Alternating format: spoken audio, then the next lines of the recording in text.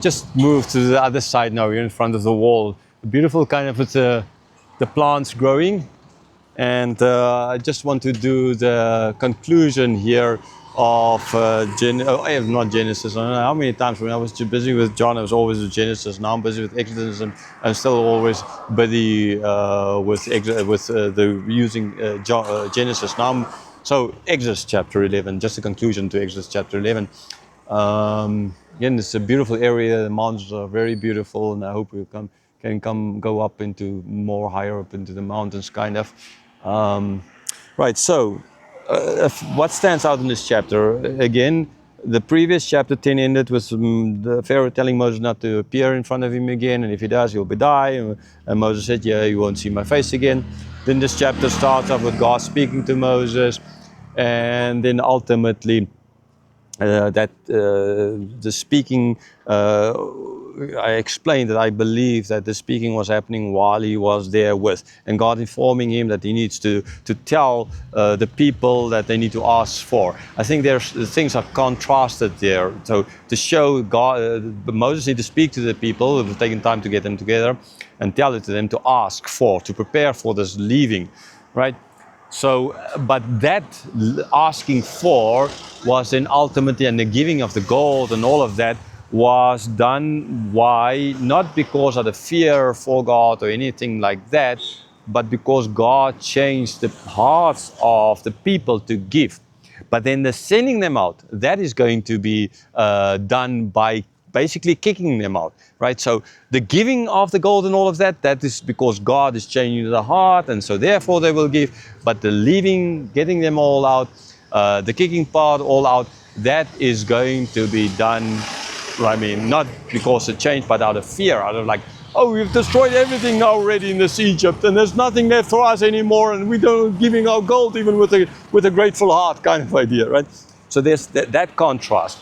So therefore, I believe these verses were put in here in such a way to show this contrast. Okay, so this would then make sense in Moses is there, God speaking to him, informing him that to tell Pharaoh this is going to be the last sign, what to tell to the people, and then to tell what is going to be this last plague. Ultimately, it is going to be the death of the firstborn. And then after that, Moses left Pharaoh in anger. He was just plain simply so angry with all this destruction that Pharaoh brought on his own people through his pride, his sinful, prideful heart, which is sad, but that is true. Okay, so another very interesting thing. So this as well stands out in this chapter, and some other things that stands out in this chapter is the fact of how Moses is now clearly shown as, and that's another reason why those verses were added here, that this is not Moses doing. Moses is not God, right? Not Moses brought all these plagues, although Moses was the one holding out the staff. This is what the people saw. The people saw Moses holding out the staff, and they thought, oh wow, look at Moses. They could have started thinking that Moses is the miracle worker here. Moses is God, like the Egyptians had all their gods. Now Moses is just another God, like that. The Egyptians could have started thinking like that. So in this verse is added here very clearly to show, ultimately, that this is not, okay, what it is about. That Moses is not God, right? So therefore it's clear stated, the man Moses, not the God Moses or anything like that, the man Moses. And God is the one doing all these things. Okay, so he was just a man, yes, a great man, but he was just a man. He was not a God.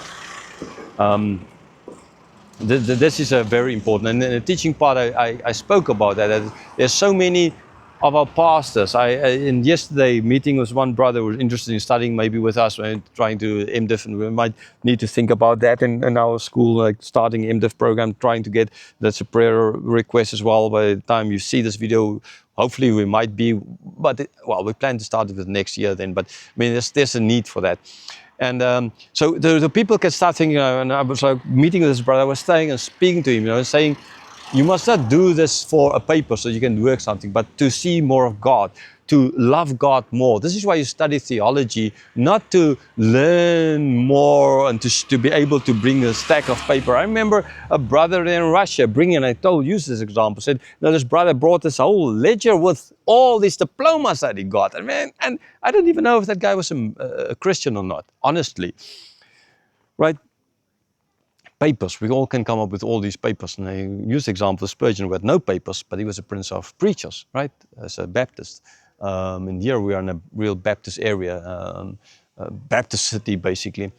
And so, yes, I just said it must not be about papers, it must not be about you. Pastors are not supposed to be missionaries, not supposed to be just showing the photos. Just put into this, look at me, how great a guy I am. I mean, I've heard these stories on radio and like, oh, I don't know, I sometimes cry or like now I'm in like Moses and angry or something.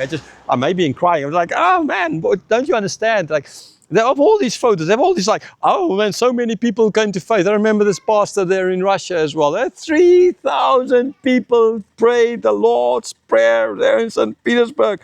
And his church had 50 members and all of them came from other churches. From other Baptist churches, that is. Right, I mean, but yeah, he told his people, he got this money. He had this all, because of all these conversions. Look at me, all of everything I'm doing. Right? I'm this great pastor, I'm this great missionary. And so many, I don't know what the situation like is here spiritually, but I know in the world, there's so many pastors that is basically just doing everything. Like they're trying to show as if they are the great guy, right? Like doing these videos. I'm a nobody. I told the guy that what you're supposed to do is turn your back and point towards God. Okay, now this is a world, it's not God. Right? Like turn your back and point towards the one that's truly, because compared to God, it's like these ants running. You can't see the ants for sure on there, but these ants running here, right?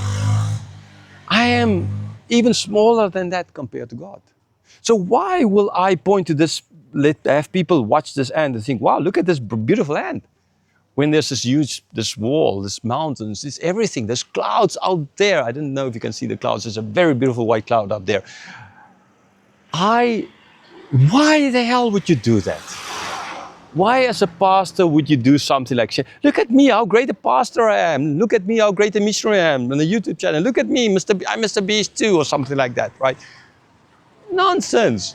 We are better than that. We're supposed to be, because we understand it's the grace of God.